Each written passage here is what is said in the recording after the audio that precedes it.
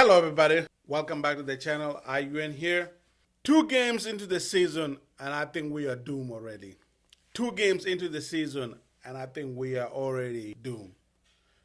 Manchester United played well against Arsenal, lost. Didn't turn up against Fulham, and we tied the game.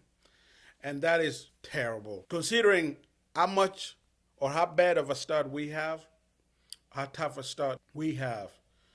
We still got to go to Chelsea, and we still have to play City. And we already starting off bad with a loss and a draw.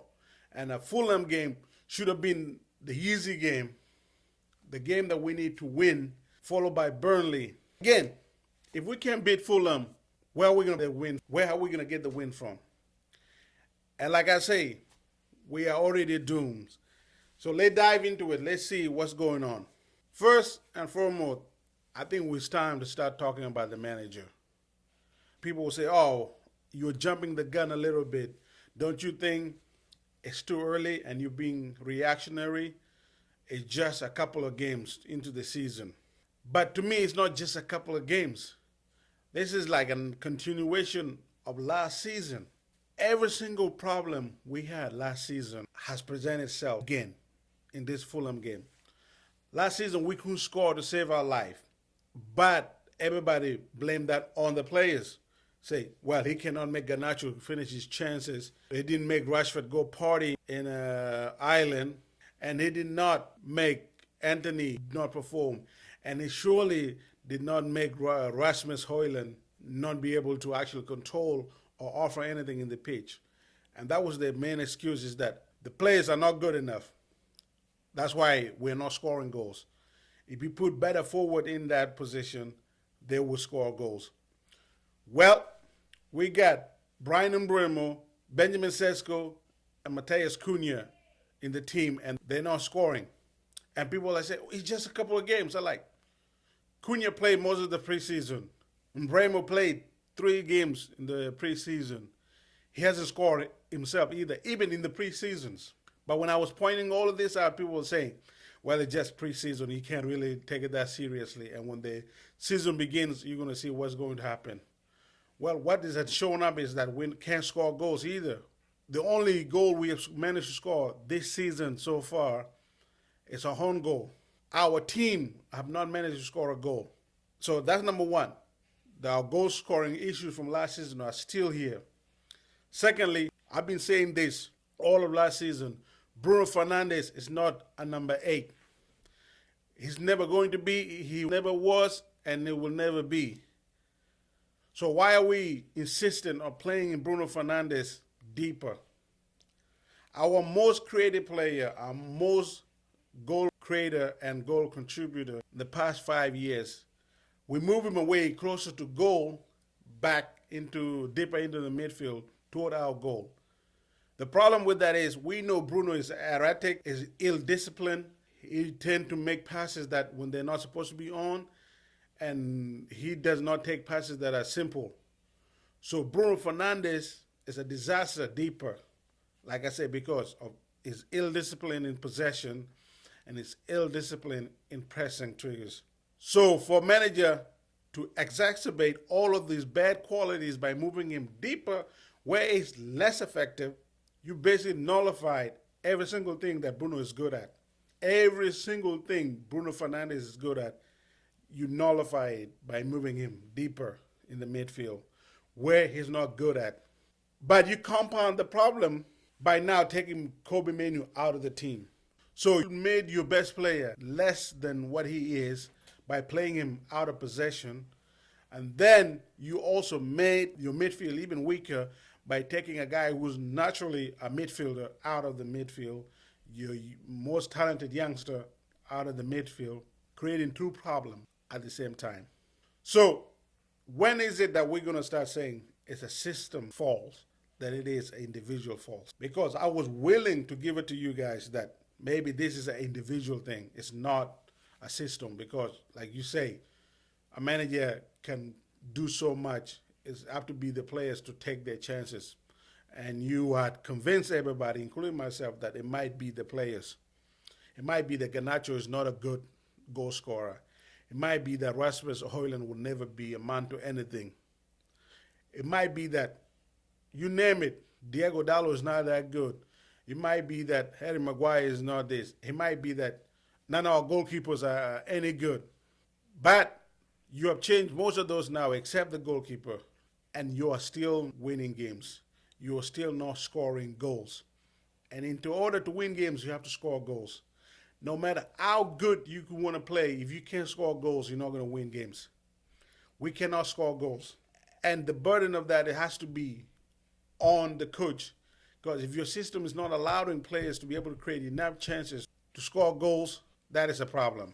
And I know a lot of people are not wanting to see this. They're not wanting to believe this. But there's a genuine problem with Ruben Amorim's system, which does not allow us to score enough, to create enough chances to score enough goals. Because our goal scoring problem was there under Ten Hag, but it has been worse under Ruben Amorim. At least under Ten Hag, Bruno was scoring. At least under Ten Hag, even Højlund was scoring. Not to the level you need him to be, but he was nowhere near as bad as he is right now. So when are we going to admit it that like Ruben Amorim experiments has failed? Because to me, you can have played more games than the point you have won in the Premier League. And Ruben Amorim has played 29 Premier League games and he have won 28 points. He have won 7 Premier League games out of 29. That is relegation form. There's better managers that had team relegated with better record than that. So when is this part going to finally kick in for Manchester United fan?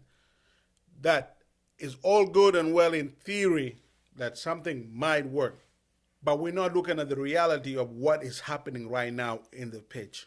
What ifs, hypotheticals, all of those things we can debate until the cows come home.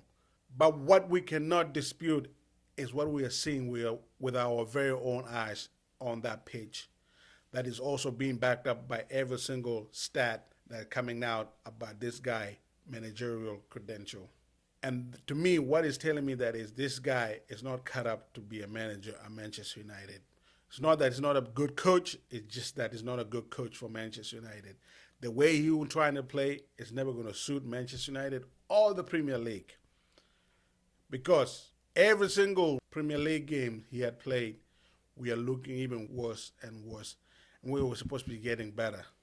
That's the problem. We were supposed to be getting better. There's no way I should be seeing the same problems that I saw last season again this season. And right now, he's running out of all of the excuses with the few fans that still support him. Because I know there's more people that feel like me that these experiments has failed and they needed to be in as soon as possible. Not when we sold Kobe Mainoo and then realized we messed up and Kobe Mainoo is no longer a Manchester United player. So, to me, is Ruben Amorim need to be put out of his misery and he need to go. I know people don't want to see it, but Ruben Amorim should have already been gone. At the end of the day, this is a result-based business, and his resume right now is showing nothing. There's no evidence to suggest that he will ever succeed in Manchester United because every single evidence that he has put forward right now, to me, it looks like a guy who lied on his resume. That's all it does. He looks like the guy who lied on his resume that he speaks multiple languages. When it comes to time to deliver on those promises that he made in his resume, he couldn't quite cut it because at the end of the day, he applied for a job that he didn't think he's not deserving of, or he like too much. He's basically out of his depth. That's what I'm trying to say. And he need to go because at some point, the pretty words, the great interviews that he loved to do are just going to be that, words. And I don't know how much more he's going to talk his way out of this because I don't see us improving enough for him to keep his job. And please, let not the impossible happen, which is where we don't win against Grimsby and we don't win against Burnley. I don't think he will survive to have a fifth game of the season if he doesn't win the next two games against a lower league team and against a newly promoted team. So those are my thoughts on Ruben Amram. What do you think? Did you think the season is doomed already? Do you think this man can actually ever turn it around at Manchester United and make us a competitive team? Or are you with me where you just want him to win a game? Want him to bloodily win a back-to-back game? Because at this point, he has not done that. And I don't know when he's going to do that because he just missed his opportunity with not beating Fulham. The next game, like I say, is Grimsby Town in the Carabao Cup. He must win that. And he also must win the Burnley game because after his international break, it's Chelsea and then it's City. Or it's City and then it's Chelsea back to back.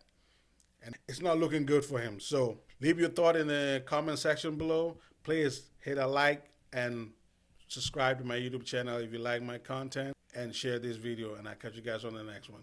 Peace.